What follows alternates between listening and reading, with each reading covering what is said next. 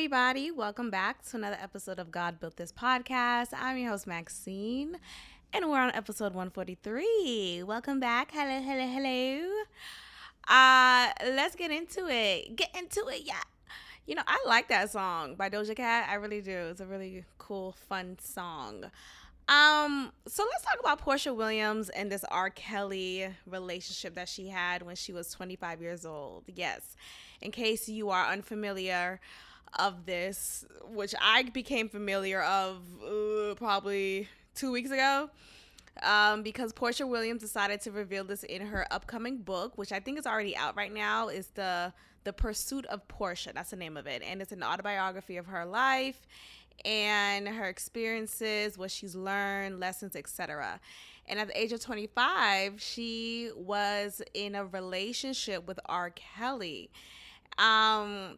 Let's get into this. Now I really hate giving disclaimers, but I feel like I have to sometimes because, of course, I am against sexual coercion.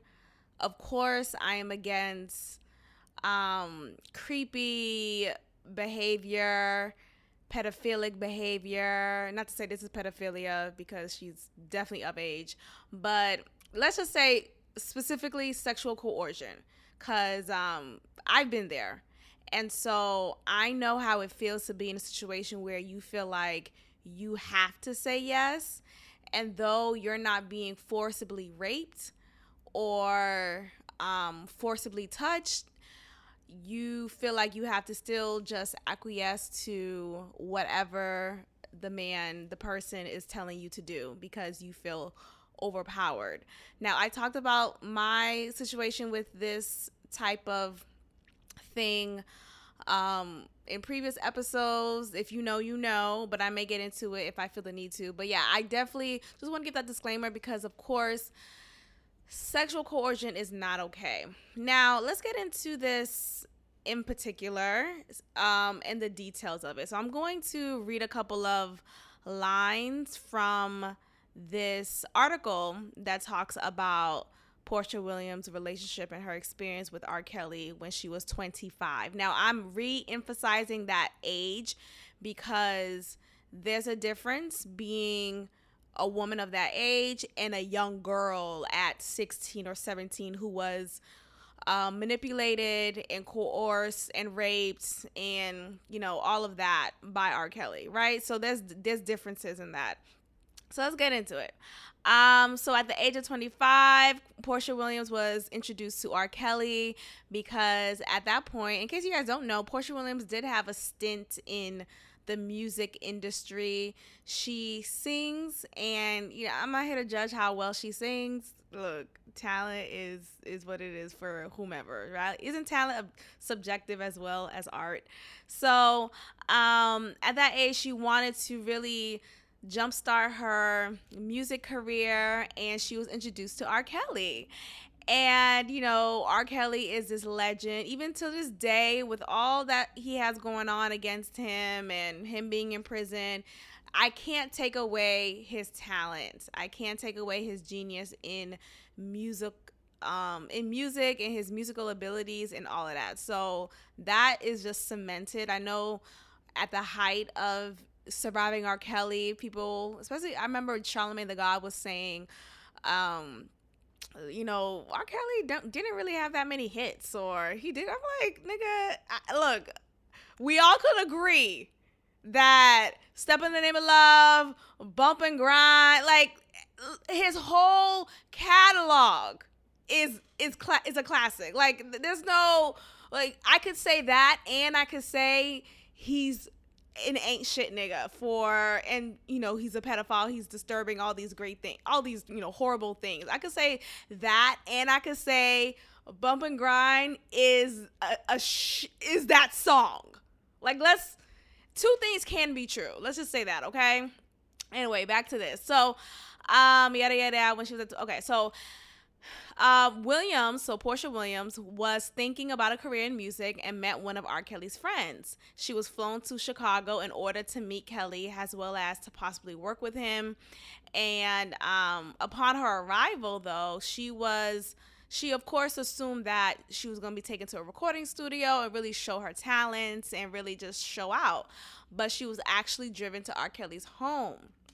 So, as she's at his house, his friend, R. Kelly's friend, brings her to his room, R. Kelly's room, and Porsha is still going with the flow, and she is left in his room by herself for hours. So she may be thinking in that moment, okay, well, I'm here.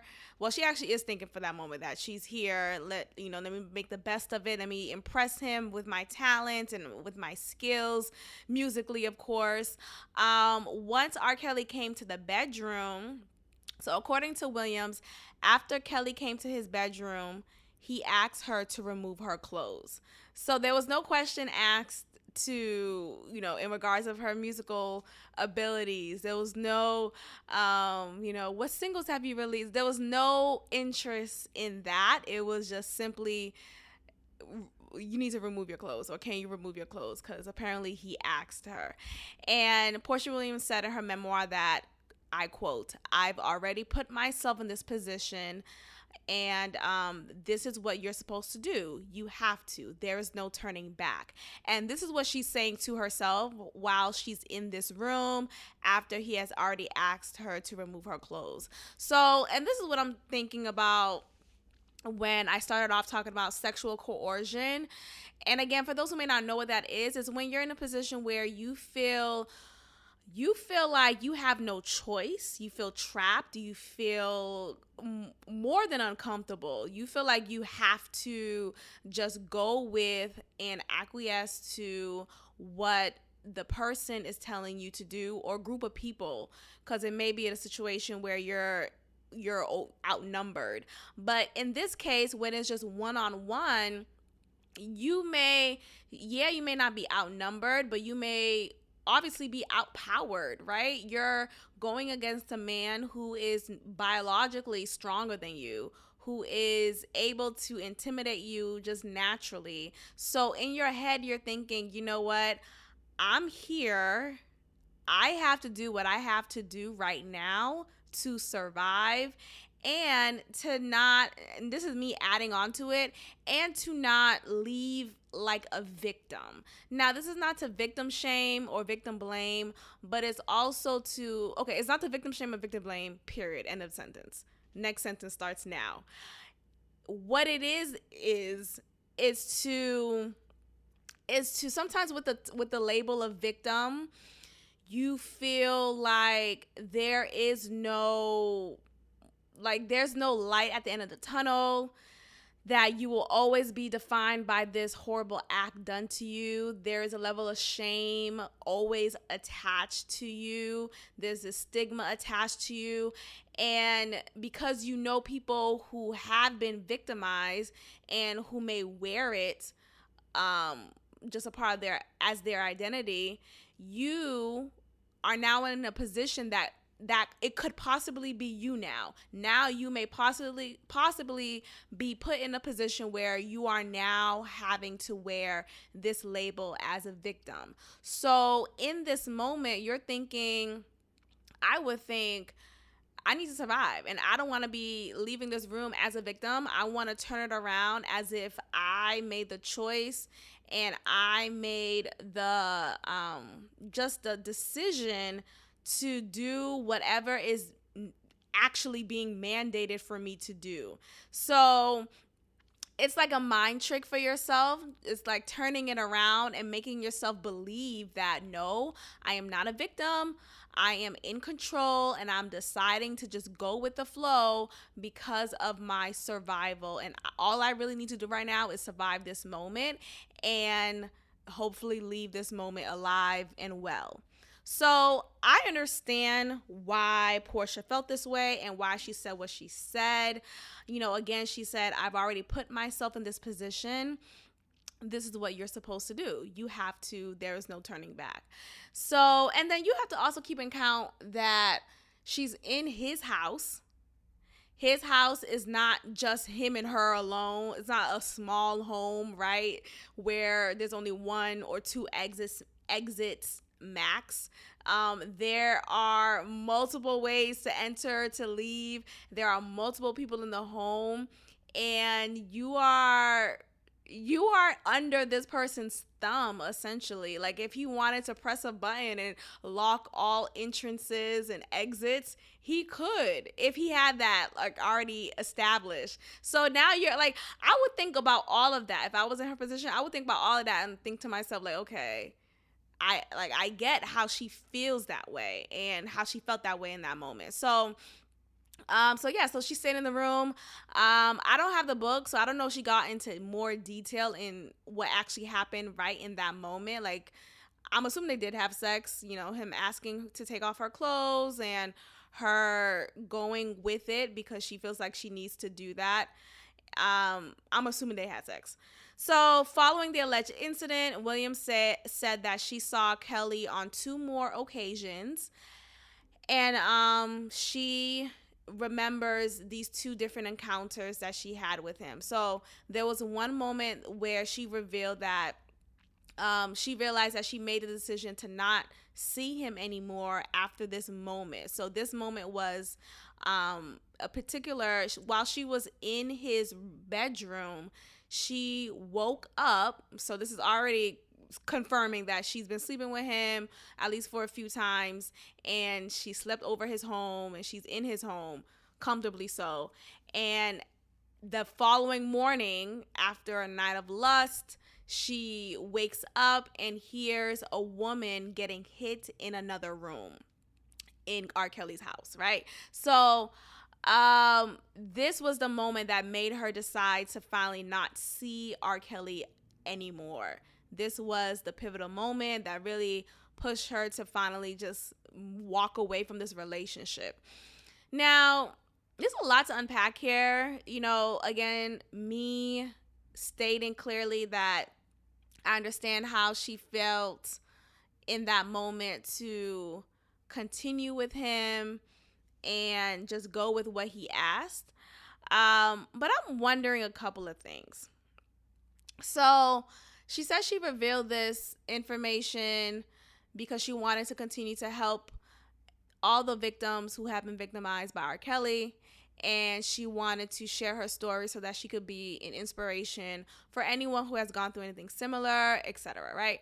And I understand that. I think, though, obviously this is definitely something that is boosting her book, right? Boosting the sale of her book, and she is trying to promote the shit out of this book.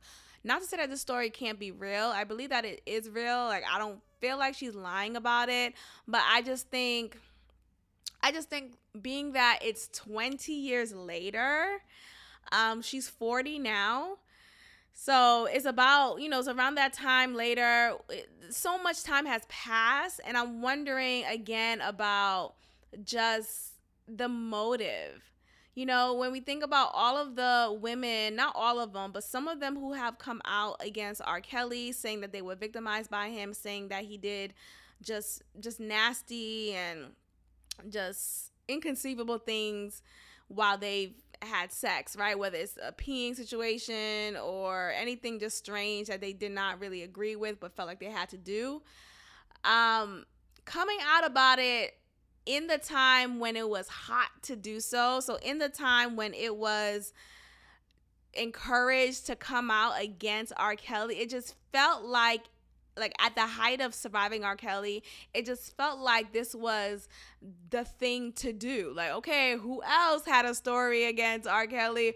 Who else had a story against Bill Cosby? It just cheapens your actual real valid experience. And I wish that it wouldn't, but it does, because the motive and the intent is like covered underneath it all with just the timing. And I feel like, with just the height of attention that you get for coming out against R. Kelly and coming out against Bill Cosby during the time that it was the cool thing to do, it gives you more exposure, and it allows for you to sell whatever you are trying to sell. And in this case, for Porsha, she's trying to sell her book. And it sucks that I even have to say this, because I just want to share how, how I understand her feeling coerced in that moment, and how I understand how she felt like she just had to just acquiesce to him. But for me, it just feels like I just think about the timing overall when it comes to this situation, and all the, not all, but many of the women who came forward, many of the adult women who came forward in the timing that they did, it it's really sad when you think about it. It just makes me wonder that, damn, what isn't an opportunity situation, right? What isn't it a situation that could make you be able to gain from it? So you think of Porsha, she's gaining from telling the story because this will boost her sales in her book. Um, I'm thinking about R. Kelly's wife, the woman who he was married to during all of these alleged crimes. That's me saying alleged does not mean that I don't believe them. I'm just being legal. But during this time, his wife, I forgot her name, but y'all know her. What's her name? I don't care to look it up, but y'all know who I'm talking about. The woman who he was married to for a couple of years. Okay, they were married. They had children together, more than one. And this whole time, she never came out, never came forward. And yes, I get it. When you're in a situation where you are abused, it's not easy to come out and say X, Y, and Z. But they've since separated. They've since been divorced.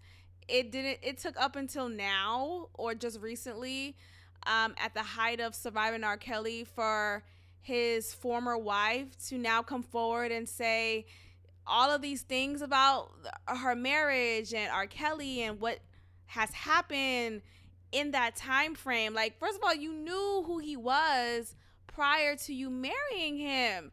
And that's where I'm getting at here. Like, Porsha knew who R. Kelly was. Aside from him being the legend that he is, right? Still not taking that away from him. Aside from him being the legend that he is, she knew that he married a 14-year-old, Aaliyah, right? She knew about the pissing on a teenage girl sex tape that went viral back in the day. She knew about that. So you mean to tell me she just pushed that under the rug and decided to just still go forward with this guy thinking pure thoughts? Like, at what point are we responsible as women? At what point? And again, this is not me trying to bash Porsha, because again, I understand how one could feel pressured to perform and to be in a situation and be whatever the person is calling you to be in that moment because you feel overpowered. I get it.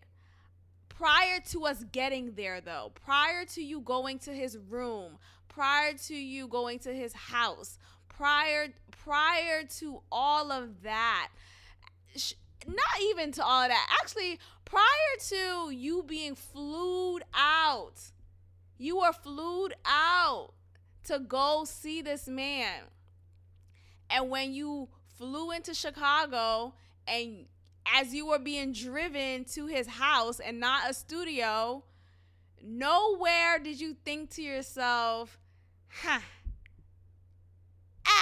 like, you know what I mean? Like, I'm just trying to think about, prior to you getting to his room, there were multiple steps and opportunities that could have been taken to not have led you in this situation. That could have been in your control, right? Obviously, you being in that room and being in front of him and him asking you, really forcing you to take your clothes off, that's not in your control. You got to do what you got to do in that moment to survive. I get that. But before then, why did you allow for R. Kelly to get even that close to you with all that was already said about him, with all that was already known about him, why would you still want to get into close relations with him? This brings me to the answer of opportunity. Okay? So, two things can be true. You have a woman, you have Porsha, who was put in a position that she felt like she had to perform and be whatever she needed to be in that moment, in that bedroom with R. Kelly, in order to survive, in order to still make it out alive. Got it. And you have a woman who decided to still develop a relationship with a man prior to you even going to his house first. You still decided to develop a relationship with the man who you knew, who it is popular thought, is a thread going on that this man is a pedophile, that this man is not someone who you should be in close quarters with, alone, with a child, with other people. Don't get close to this man. But you saw it as an opportunity.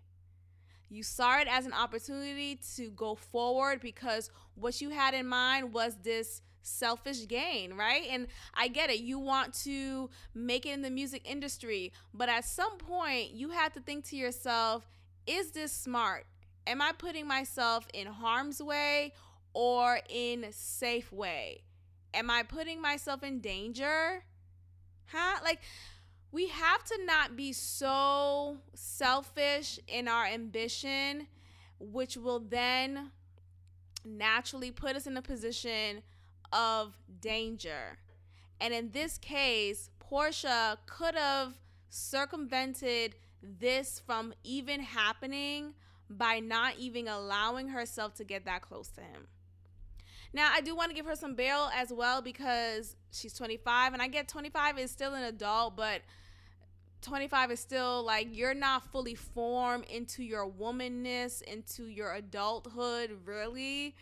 I want to say by 30 because I feel like when I became 30 and me moving to Houston at 27 and really just developing my identity and my adulthood, it didn't come until later.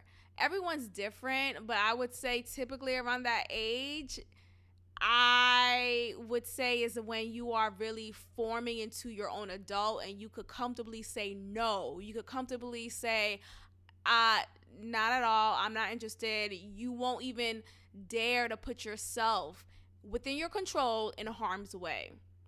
So I would say around that age. I know Porsha, so she was married before.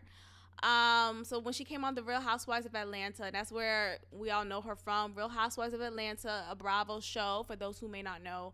And she came on the show as a married woman, married to a football player named Cordell something. This nigga was trash, trash. And I think he's on the DL, but that's neither here nor there. I mean, it's here and there, but let's not even get into that.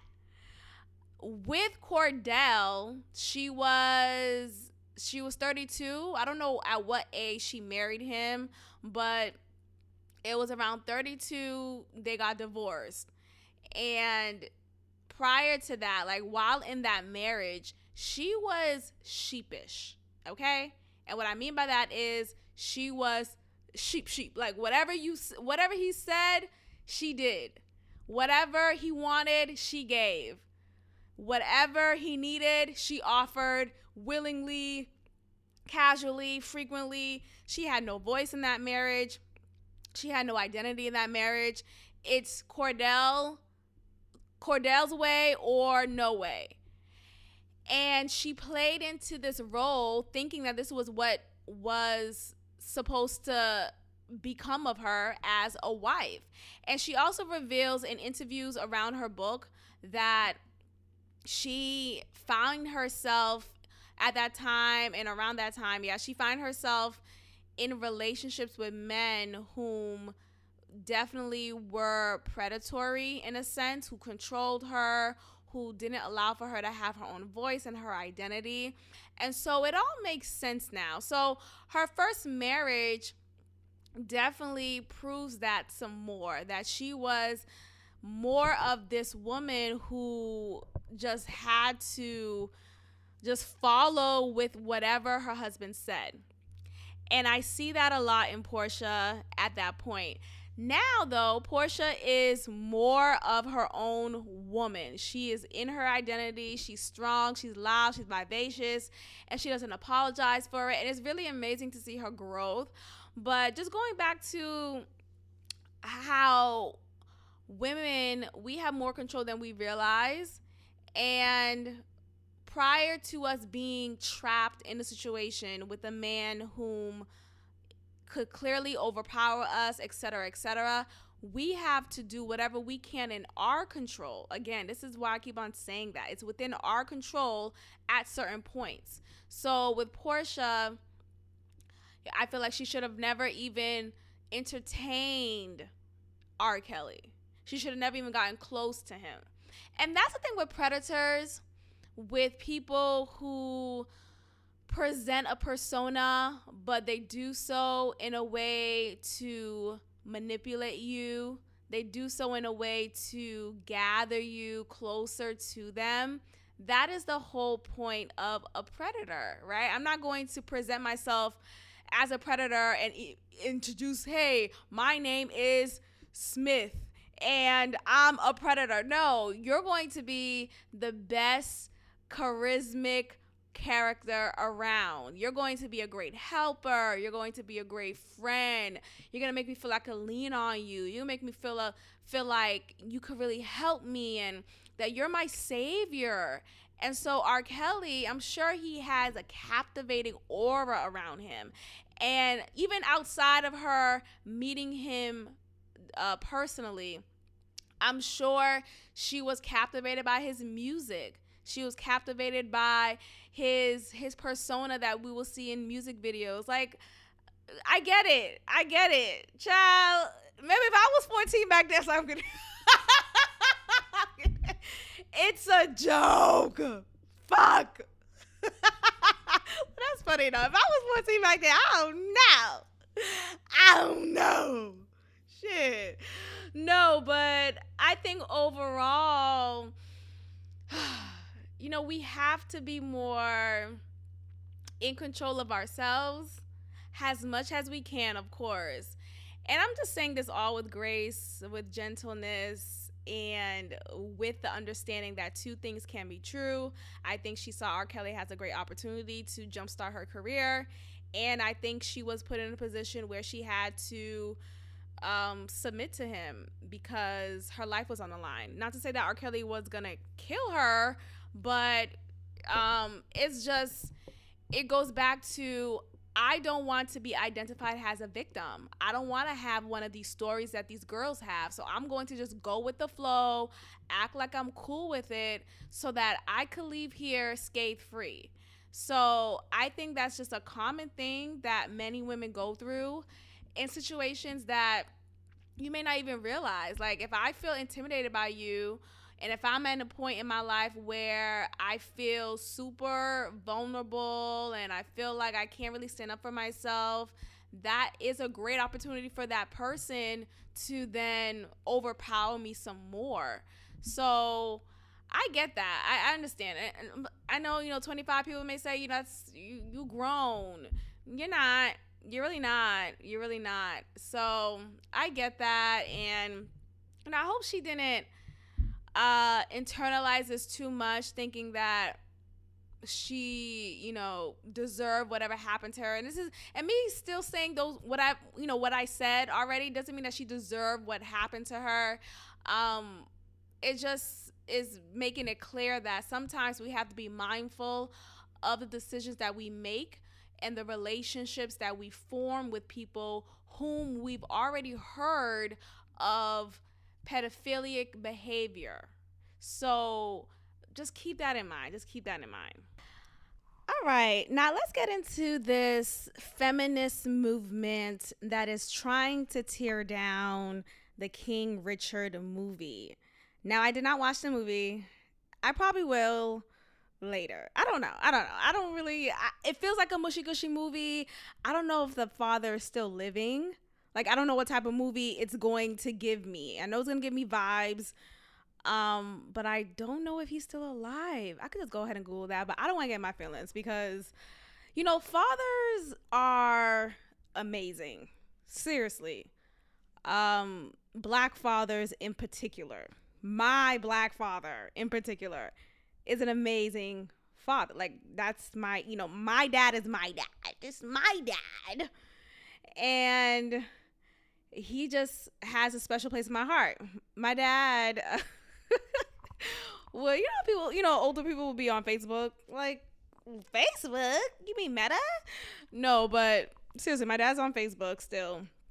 And every other day, he would send me a DM on Facebook of like these random quotes, whether it's a biblical verse or it's just, keep hope alive type of, like, it's just these random quotes that's inspirational, that's really nice.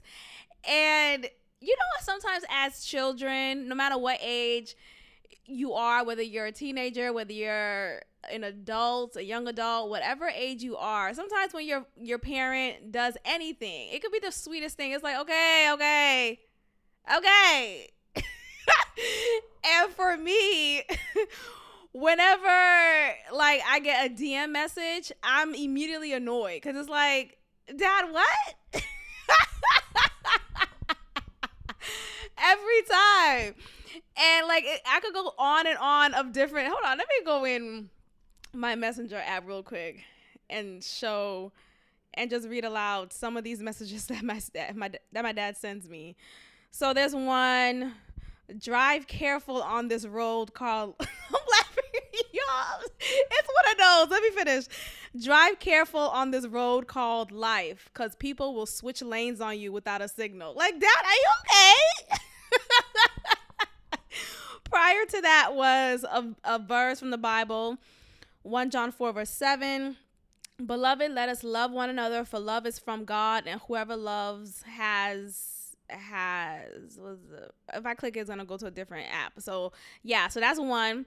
The one before that, life is short. Don't take one day for granted. Everything can change in a moment. Be grateful for all you have and all that you are. Remember who is most important to you and always cherish them. Life is a gift and we are blessed. So it just goes on and on. There's so many different quotes that different memes that he has sent me. And I want to say this started right around the time that I moved to Houston. And so my dad would send me these DMs of these inspirational quotes around that time until like still to this day. And every time he'll send it to me, it's like, okay, it's nice. But it's like, okay, Dad. But in my head, I would say that. I would never say that aloud to him. I don't want to make him feel bad for thinking of me and sending me these inspirational words, right? Until just a moment ago, I had a realization in a reality check, and I realized instead of being annoyed with the constant texts or the constant DMs of these inspirational quotes by my dad, I should be grateful. I should appreciate the fact that I have a dad who cares to know how to use Facebook Messenger and send me these inspirational texts that will come right on time, surprisingly. I just didn't give it as much reverence as I should have. And what made me give it reverence was just a few days ago, there was a health scare that my father experienced, that we all experienced for him. And he went to the emergency room, and it was a scary moment. And, being that I'm here and my father, my mom, my sister, my family is all the way in Boston, hearing that news over the phone as I'm talking to my sister, I was just sitting back thinking the worst, because you already know my anxiety is on 10. I feel like every time I wake up, seriously, it's a battle. It is a battle with my anxiety. It is, okay, are we going to stay in the present, or are we going to live in the land of what ifs? The land of negative what ifs, the land of life is over, things will never go your way, you will you'll never get your heart's desires. What ifs?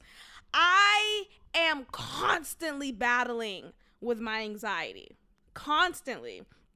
And sometimes, that verse, excuse me, from the Bible that says, no weapons formed against me shall prosper. It's that Fred Hammond song too. No weapon formed against me. Niggas, these weapons be prospering. Hello? Prospering. These weapons are shooting, and it's getting me in my arm, my shoulder blade, my abs, my butt. Like, I'm getting hit left and right. And though I'm not dying, right, I still feel like I'm falling. I still feel like I'm getting hit and attacked and shot and boom, boom, boom. And yeah, my pulse is still beating. My heart is still beating, but I am battling. I am constantly in battle with my anxiety, y'all. And this anxiety and I think to myself, I'm like, when did this really begin for me? And I can't tell you a time when it hasn't been an experience of mine. My anxiety has always been a part of me ever since I was young. And it was always something going on that I felt like I couldn't manage, that was managing me, and I will always be succumbed to whatever it is in that moment. So being younger, when I was young and I was back home in Boston and I was just going through family stuff and I was feeling the pressure of not feeling like I was a member of the family and not feeling like I belonged, and the anxiety from that, and being at a Catholic school a majority of my life and being bullied for a period of time and feeling the anxiety from that, and then that growing into a social anxiety of me walking into a room and me thinking, oh, I'm immediately being judged, nobody likes me, I don't fit in, I should look like this girl, I don't look like that girl, I'm not pretty enough, I'm not this enough. Like, all of this is eating me up. And so I think about, when did this anxiety come? I can't even tell you, but I can tell you it's always been here. It's always been here. So being that, I'm 30 years old now and I have names for my experiences, right? I know what sexual coercion means, right? I've been through that. I know what endometriosis is. I have that. I know what anxiety is, because that's a name that has finally been given to my feelings and my experiences throughout my life. And so these words weren't available to me when I was younger or just a few years ago, right? So I think about just anxiety overall, and I think about, like, every day is a battle. Every day, every moment in the day. I could be having a good time with you, and then suddenly a negative thought comes in my head and I'm ruminating. I'm going down this awful road until the road finally stops. And so I'm trying to figure out other ways to, like, really handle it. I've been looking into CBD, and this should be an ad, but I'm hoping that this product that I just purchased from this website called Feals, FEALS.com, I'm hoping that it helps me better manage my anxiety. I'm hoping that it helps me to relax. And even when I'm, like, just laying down, I'm watching TV, y'all, I would notice I'm twitching. My leg is always moving. I'm tapping something. I have to be doing something as I'm watching or as I'm trying to sit still. As I'm supposed to be sitting still, I have to do something. That's my anxiety kicking in, not feeling like I'm safe enough to relax and be. And I'm always thinking about, oh, the shoe's gonna drop. Oh, this is going to end. Oh, this happiness, this love that you're feeling is going to end. This shoe's gonna drop. This shoe's gonna drop. And I'm feeling this anxiety that's just, like, overwhelming. Anyway, so I bring that up to say that every day I deal with anxiety. Every day I battle with it. And so I purchased and it's gonna come in the mail, and I will keep you guys abreast with how it's been helping me. Hopefully, I'm just gonna claim it. And it's basically a CBD oil. Well, it is a CBD oil, and then you put it under your tongue. And I decided to get the Flight, which is basically, if you go to the website, it's called the Flight, and it gives you 3 concoctions of different amounts of CBD, and you start off with the lowest amount, and you see how your body adjusts to it, how well it works for you, and the next day or the next few hours, maybe you could try the next amount and see how that works well with you, and you'll just like determine which one is best for you.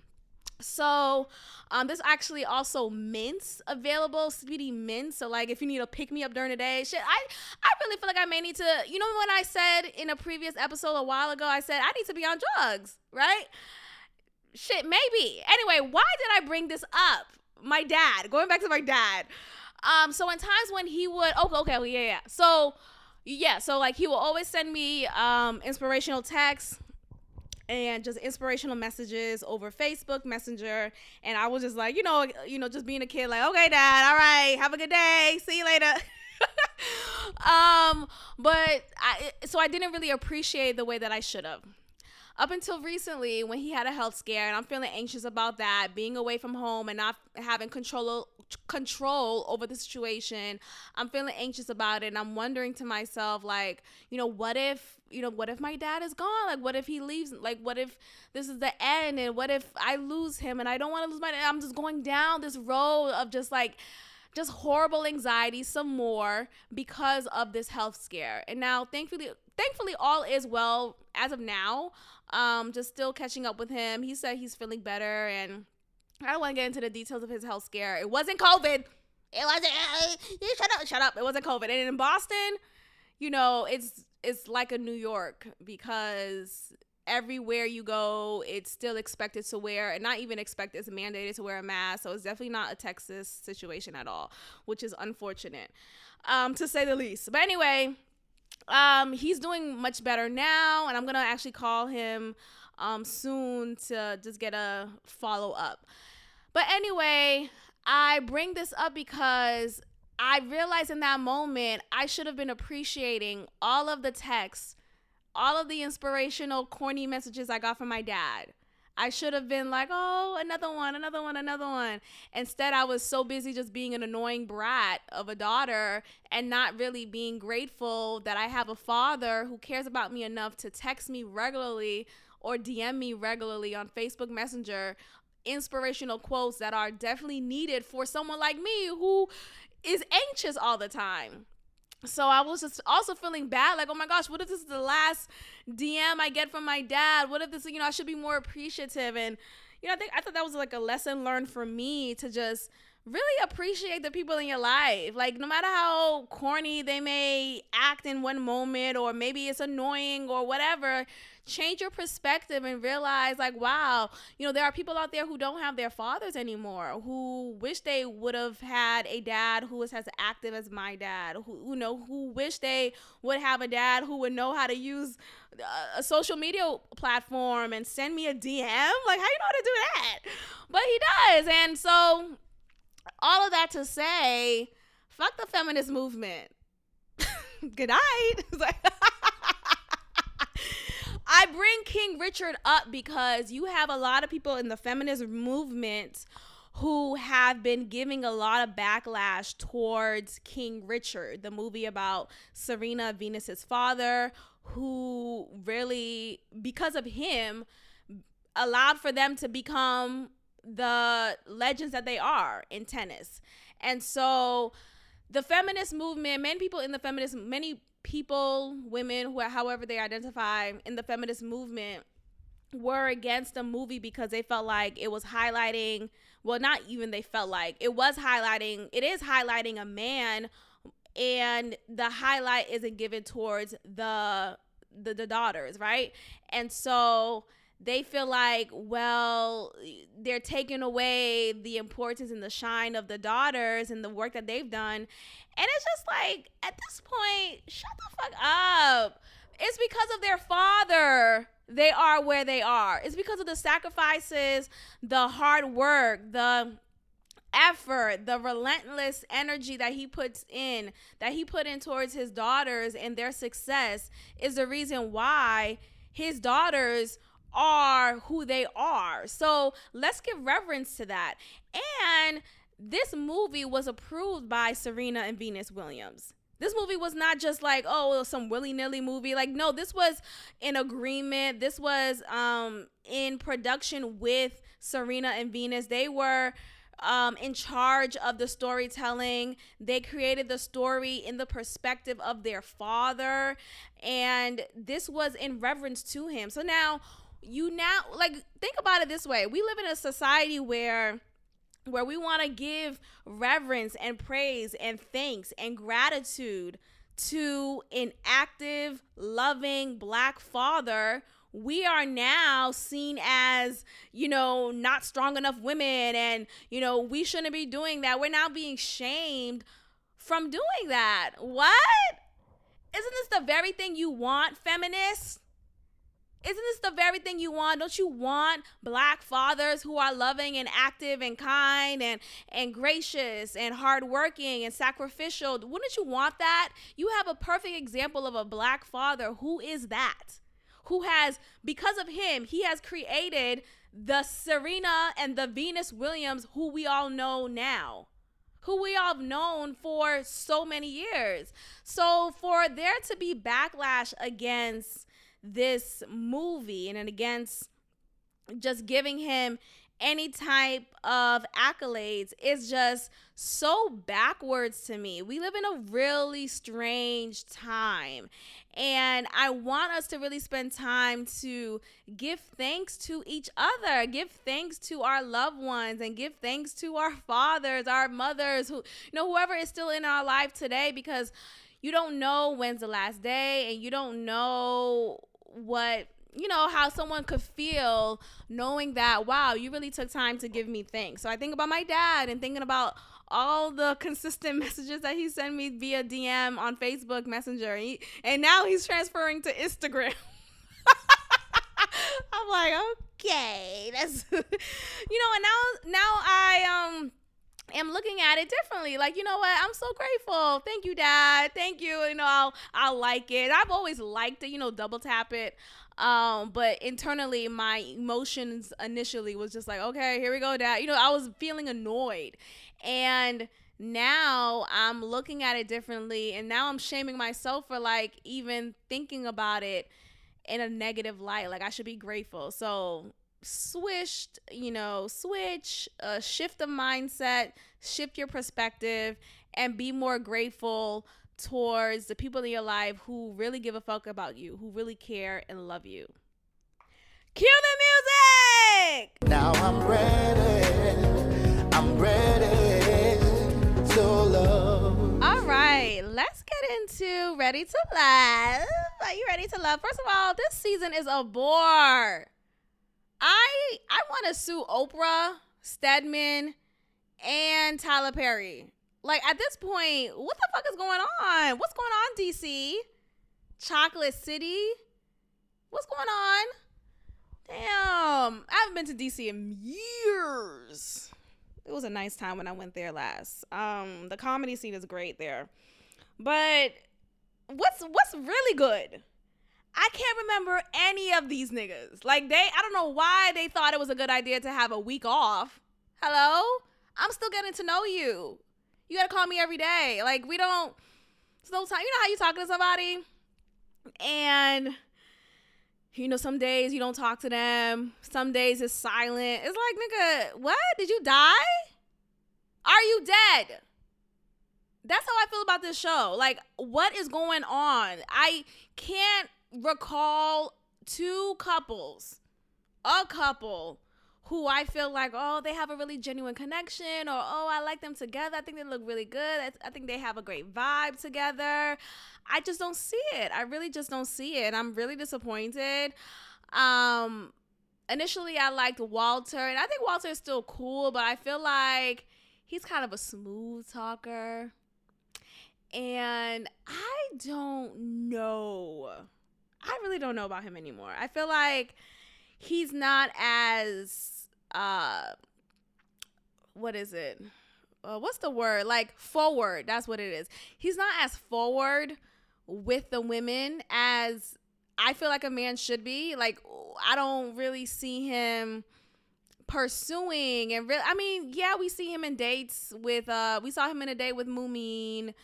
Then we saw him in a date with Sabrina. I just feel like he does the obligatory, and we saw him in a date with Zadia, but like, I just feel like it's all a game. I'm starting to see past the cute smile and just, you know, the bald head and the beard. I don't know. I'm just starting to see past that. I'm like, but what's really going on? Like, what's really going on? Like, are you really into these women? Are you into one in particular?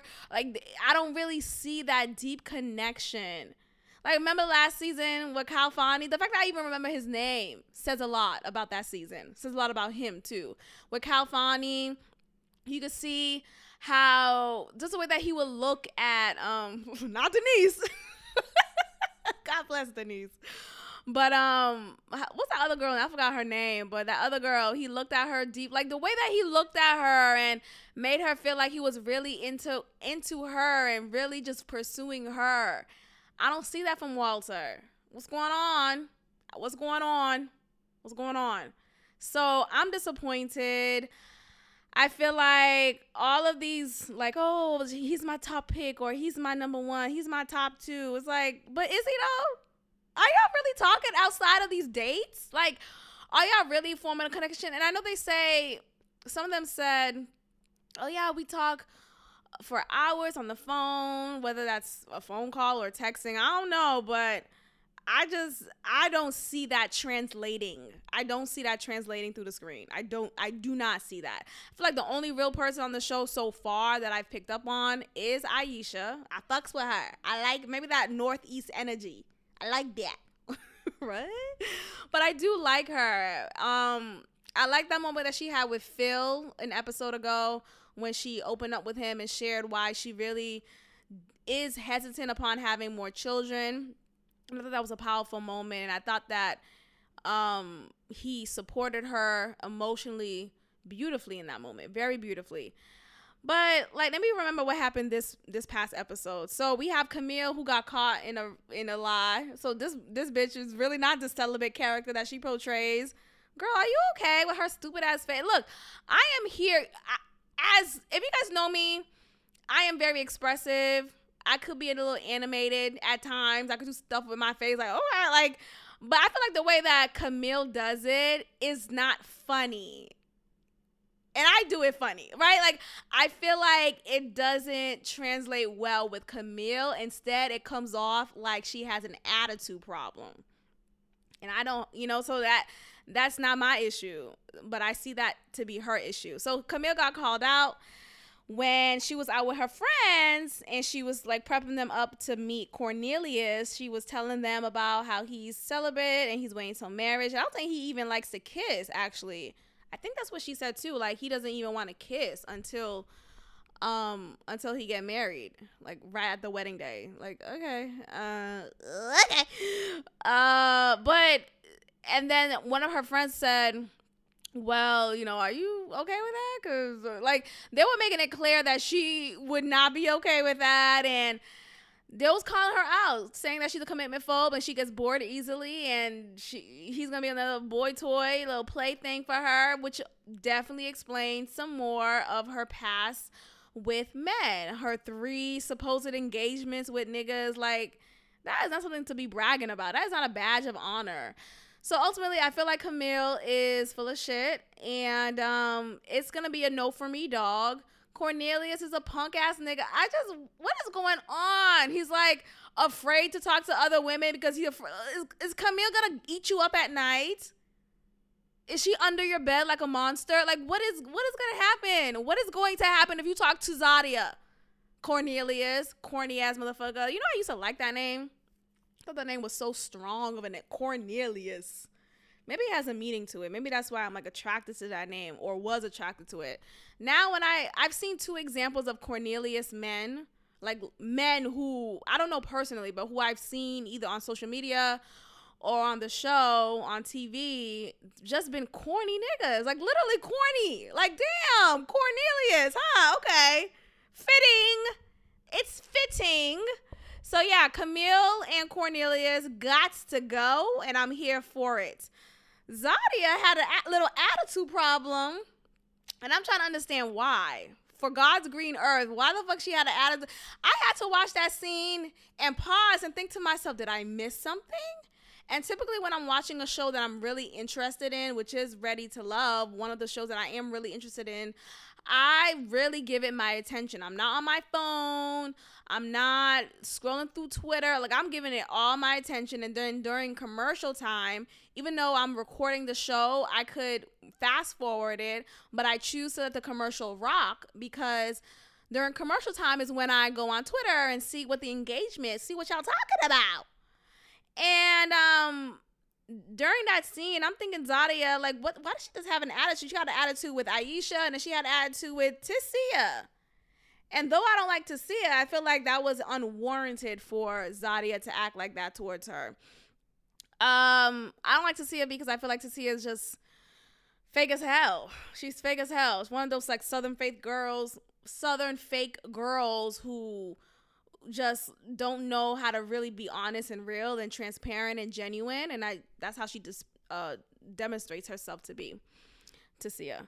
So, and that moment with what happened? So when Sydney, and I forgot who Sydney was until I'm like, oh, this is Sydney, the twist, the plot twist of the show. Like, okay. She repeated that she's new to the show and she's still trying to play catch up. Sabrina got into a little attitude. She's like, okay, so what is everybody okay? Like, what happens? I'm not saying you have to be sisterhood with all the women on the show that you're, because you're in this experience together. I just feel like everyone had a little attitude problem. Sabrina, Zadia, just them two really. And Tissia has a little attitude problem too. They like, I don't know what's going on with DC, but don't go back there. Just come back to Houston for the next season. Come back to Houston. Let's go to Atlanta again. Where else? Let's go to New Orleans. Like, there are other places. DC was not it, and I am heavily disappointed. Who left? What's his name? Sean. Sean should have left from day one. Sean should have left from day one. As soon as I saw him walk down with Sydney during the reveal, I was like, okay. And it's not to say that he's not like attractive. I'm not attracted to him. That's one. But for someone else, he is, right? That's not the point. The point is, I just immediately felt this like, okay, it's not gonna work out type of energy with Sean. And I was right. Sean is just a wishy-washy, don't know what he wants, don't know what it is. He wants children, but yeah, he still want to fuck with two women. Tissia said, I don't know, Tissia was the one that, no, Tissia doesn't want children, but he was really interested in Sabrina, who doesn't want children. She doesn't want children, and he was still interested in still pursuing her when he could have just been like, you know what?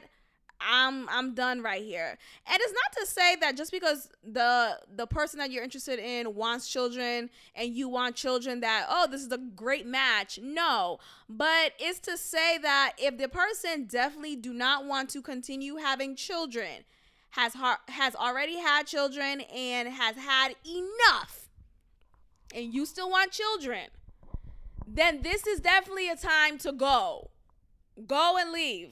Okay? Get some head, get some bread, then leave. Like, that's it. But he's still trying to like play the field and figure it out. Sir, you're 48. Shit, might be 52. Like, what are we doing? And then we see that scene of him meeting Sabrina's friend. Sabrina set him up for the okie doke. That sucked. I don't know why she had to tell her friends what he said about just his wishy-washy energy. That was a scene. That was entertaining, but damn. What's his name? So Sean's like, oh, he could play a bill. This nigga said, I could pay a bill or two, not three, not four, and definitely not a mortgage. He's giving real Chris energy. But with Chris, though, Chris has a way of, even though I didn't like what Chris said, I'm talking about Chris from last season, the DJ. Chris has a better smoothness to him, little, je ne sais quoi to him. So even though he definitely presented himself as a broke nigga, it was a little bit better to digest. Like I swallowed it better. Check that. I swallowed it better. Coming from Sean talking about, remember when he first came, he's talking about, they're asking him, oh, what do you do for a living? He's like, I create. Do you create jobs? Like, what? Do you create an income, nigga? Do you create a salary? Do you create benefits? Do you create or 401k? What is it? What do you create? Are you creating air? Nigga, are you God? What's going on? Talking about I create. And look, I am all for creatives. That's not to say I'm not, right? It's just the way that he presented himself was just like, nigga, what? So I just need him to take some pictures, some photography. Do something a little bit more tangible to make the woman feel a bit more secure with you creating. Like, what are you creating? Nigga, what are you creating? A check? Is there a paycheck attached? Is there a pay stub? Can you file it? Is there a W-2? Can I write a return? Are you creating that? No? Okay, never mind. So bye-bye, Sean. Bye-bye, Sean. So let's, that's really all I had to say for Ready to Love. Let's see what else in my notes. Zadia had an attitude problem. That's pretty much it. Yeah, I really don't know what this show will entail, what it will end off with, who the couples will be, the final 2 or final 3. Like I have no expectations. I have no predictions. I got no issues. No IONS. I have none of them. So, yeah, we'll see. I'll check in with y'all next episode of Ready to Love. Now let's get into Cue the Music! Right. It's all or nothing. It's all or nothing. And Merla said nothing. Merla said it's going to be nothing for me because I will not pick Gil still. And I will laugh in his face. I will flirt with Johnny in his face. And I don't give a fuck. Yeah, Merla ain't shit, huh? Damn. And I was thinking about what I said in the last episode, and I'm thinking damn, maybe the way that I spoke about that whole situation felt like I was giving Merla bail, like I was supporting just how she went about it. Like, look, it made sense to me because she never wanted to get intimate with him and get physical with him, and she took a very long time, and that's a sign. And I just I was shooting her bail. I definitely was. And look, all of that is still true though. I do think that's a red flag. If you are dating someone and you are not interested in being physical with them, then that's a problem. Do you like me? What's going on? And so we see that she clearly doesn't like Gil. But I just still feel a bit perplexed, a bit fumbled by this, because I think about all the moments that she shared with, whether it be the other women, the other couples, the therapists, the experts, not experts anymore, just the 3 people in the room. Shout out to Courtney and Eddie from YouTube, who I watched a review of, and they say, we're not giving them the title experts anymore. We're going to say the 3 people in the room, because that's exactly what they have been reduced to. Because, child, did they even try? Is there a course to become an expert? Because at this point, I could just be right on board. But yeah, I feel like Merla is just an ancient type of bitch. She's a bitch. She's a bitch. She's giving real bitchy. And I feel like, look, you can still make your decision very well and clear. You don't have to be in a relationship with someone who you don't feel happy with. I support that completely. What I don't support is how she went about it, and her not owning up to the fact that it all came at a surprise, and she was completely defensive and not at all empathetic, sympathetic, any aesthetic, pathetic. Like, she was not feeling any type of just emotion. She was very much cold, very much distant, just laughing in his face with Johnny when they had their, when they all came together. It has a full scene, and it was just very disheartening. And I felt sorry for Gil, and I'm sure Gil, like, I don't know, I don't know. He is being active about his healing, and I'm happy to hear that, especially as a man. You don't hear that so easily, and for him to easily and freely say, yeah, he is going to therapy, and he is doing what needs to be done to move forward, and doing so in a way that is productive and healthy. But all of it is just really disappointing, to say the least. I'm really disappointed in how Merla behaved, and how she just really didn't give a fuck about him. And it just doesn't make any sense to me. You remember that scene when she had with Dr. Pepper, Dr. Coke, the fuck? And she's telling her, you know how you pray for things, but you don't really think you'll get it. But this time I got it, and I got it and more, and in abundance of, and all these things. Like, damn, like, and she's naming like specific things that Gil does that makes her feel loved, that makes her feel seen, and all these, like, he still made her feel cared for, and for her to just discard him like that. Like, okay, bitch.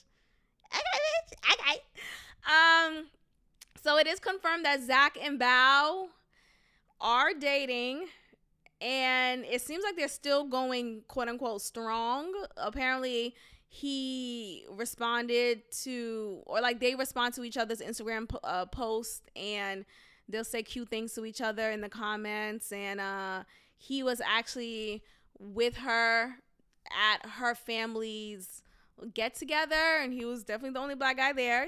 That's fine, but he was there with her, and they seem to be really doing this thing. And okay, I mean, if you like it, I love it, right?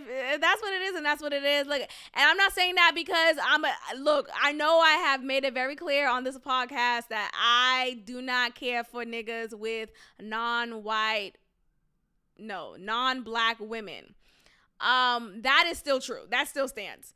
And my theory still, every time I see a black man with a non-black woman, my theory is still strong that the reason why he's with a non-black woman is because he's not man enough to be with a black woman. And yes, Michaela is crazy as fuck. I get it. But he still isn't a nigga enough to be with her.